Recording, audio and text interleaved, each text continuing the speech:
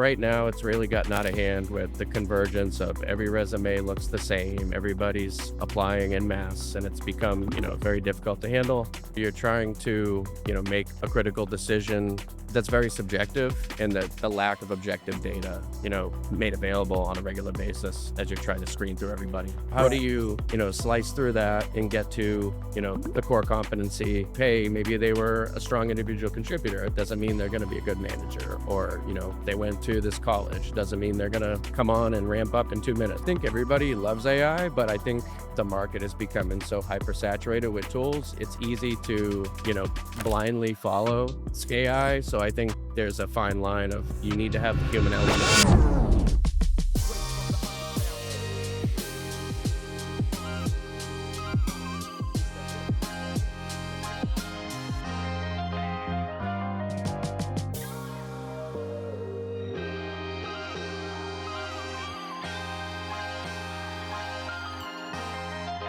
Hey, this is William Tincup and Taylor from Testify. Hey, how's it going, William? You know what? I'm having a good day. How about yourself?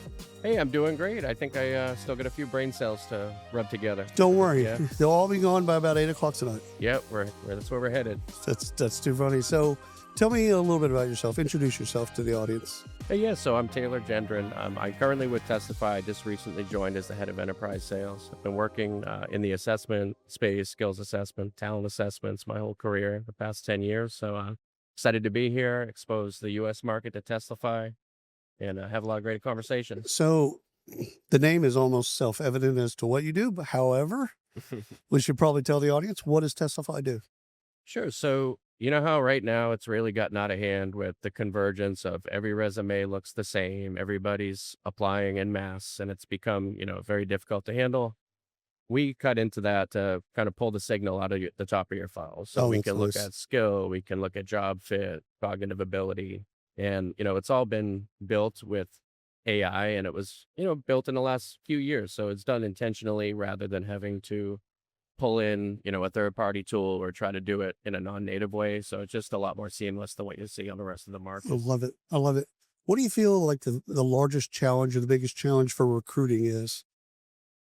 I think it's just the acceleration of mass applicants and being unable to differentiate. So you're trying to, make a critical decision that's very subjective, and that the lack of objective data, made available on a regular basis as you're trying to screen through everybody.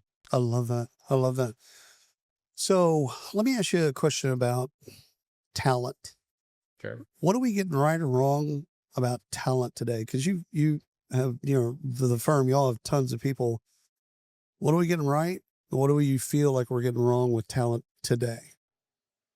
I think there's just not enough objectivity. And I think a lot of it, you come down to keywords, you go to educational experience, you go to job experience, but that's somewhat of a proxy, and all Right. experience is not created equal. So how do Right. you, slice through that and get to, the core competency of, hey, maybe they were a strong individual contributor. It doesn't mean they're going to be a good manager. Or, they went to this college. Doesn't mean they're going to come on and ramp up in 2 minutes. So all that, it's difficult to weed through. And, Yep.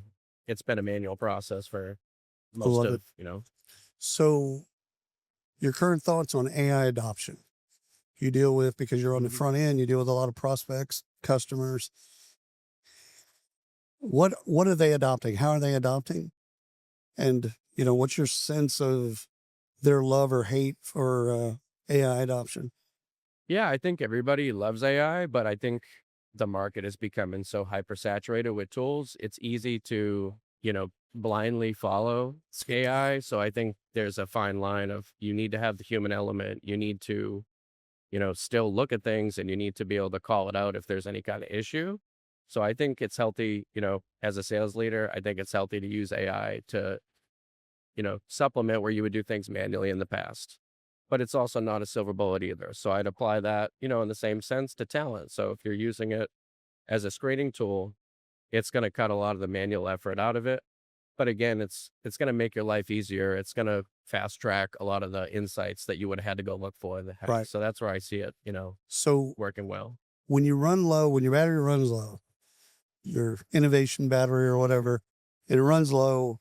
How do you recharge?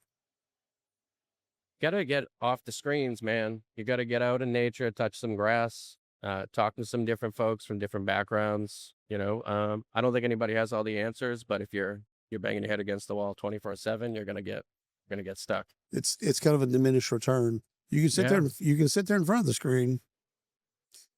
It's not going to give you Yeah. anything back. Yeah, you're on the wrong side of the bell curve after a while. You're At a starting to certain go down point. the slope. Yeah. That's it. So, last question: what should prospects ask you and ask your sales team about Teslafy? How can you help us, hire faster, hire more efficiently? How can we reduce early turnover and, improve retention, as well as, what's going on in It your deals with the L&D? triangle Yeah. of speed, quality, time. Yeah. I love it. I love it, brother. This has been fantastic. Thank you so much for carving out time for us. Hey, appreciate you, Tin Cup. Absolutely. All right. And we're out.